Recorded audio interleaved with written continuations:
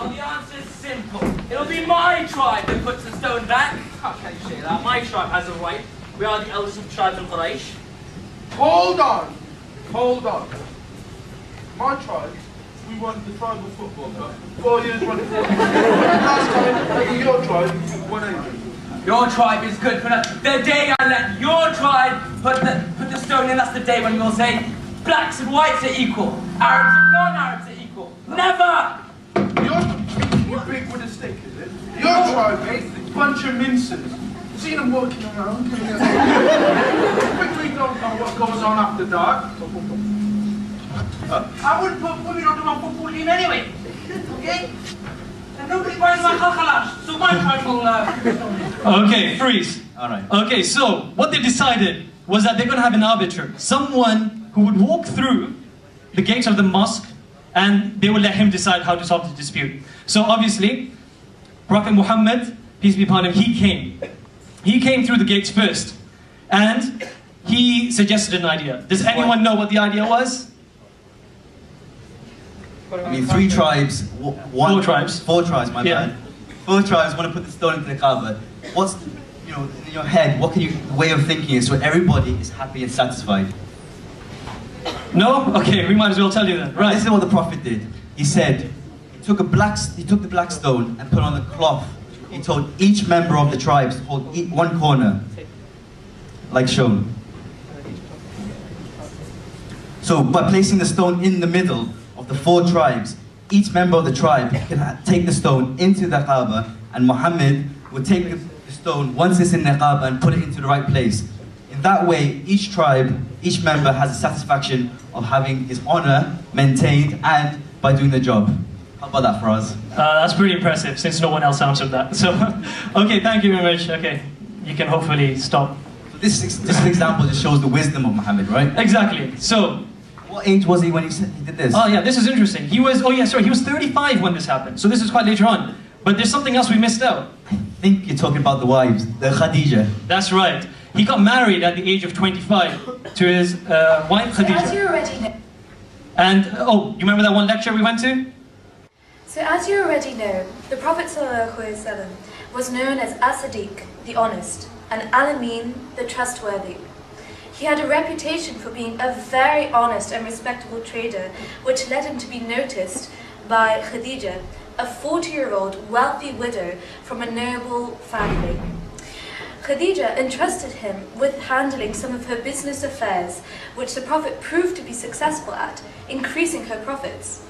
Upon hearing an impressive account of his conduct on the business trip to Syria, where he was handling her affairs, she made a decision to offer a proposal through a friend.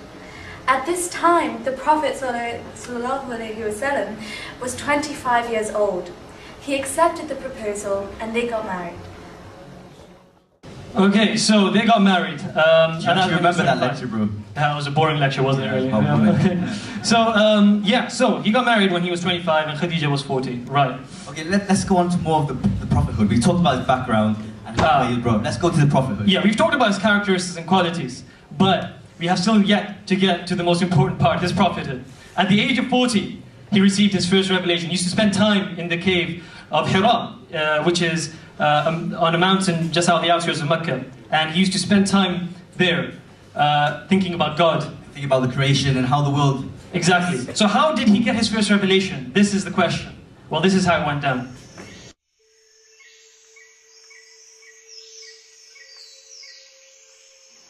Muhammad, at this time, used to spend lots and lots of time thinking, reflecting and wondering about the situation of his people in Mecca.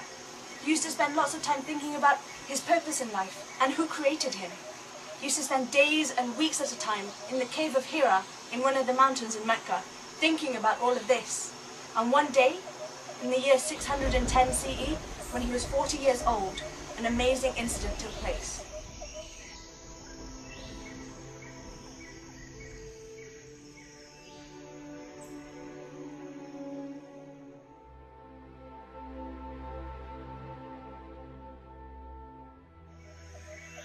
The angel Gabriel appeared to him, and he said to him, "Read." But Muhammad was a man who could not read, and he told the angel this. But the angel embraced him and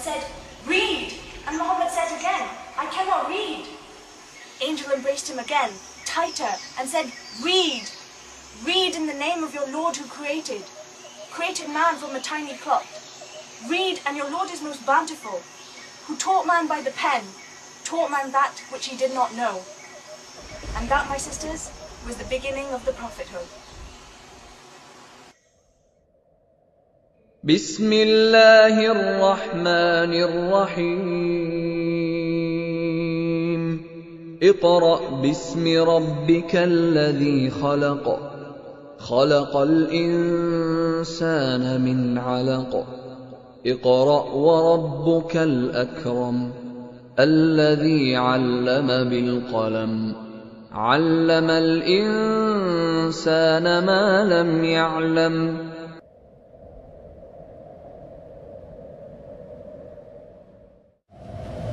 Okay, so That must have been a horrific experience for the Prophet.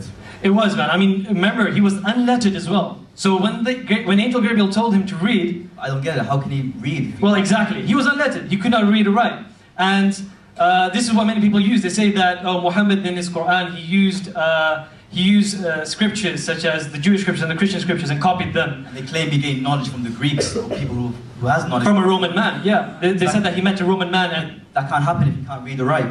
well, and on top of that, the ideologies in the Quran are so different from what the Romans believed at the time that you cannot really say that. So, Quran will always be ahead of its time, and it has such beautiful concepts. So after this revelation, the Prophet came running from the cave, horrified, and he went to his home where his wife there, Khadija, was there, and he was shaken, really, really, really terrified. And he said the words, "Cover me, cover me." Yeah, exactly. He was saying, cover me, because, he was obviously really horrified. And Khadija, she being such a wonderful woman, she was not skeptical of what he was saying. If I went to safe and I said, "Look, bro, check, this is what just happened," you'll call me crazy. But she didn't. She just comforted him and reassured him because he is known as a trustworthy person. And then she had to speak to her cousin, Waraqah. And Waraqah told Khadija that, listen, Muhammad is a prophet. And by saying this to Khadija, Khadija told this to Muhammad, and this reassured him. Yeah, Waraqah was a cousin of Khadija, who was also a well-versed in Christian text. He is mentioned in Christianity texts. Yeah, exactly. And he knew that a prophet has been foretold. So he reassured, and he knew that Prophet Muhammad would be a prophet eventually and be chased out of his city because of this. Right. Wait, hold on. Wasn't Khadija mentioned by God himself? Yeah, exactly. This is a beautiful incident where God Himself sends His greetings to Khadija while. What a huge honor for a person, man. It's a great honor for us. So essentially, the first Muslim in Islam was Khadija, which was a woman. Yeah, right? who was a woman. Yeah, the first Muslim in Islam was a woman, Khadija. Right. So, what are we going to talk about now? So this is basically the start of the fastest growing religion on earth. Yeah, basically. Obviously, though, it wasn't so fast growing at this time, was it?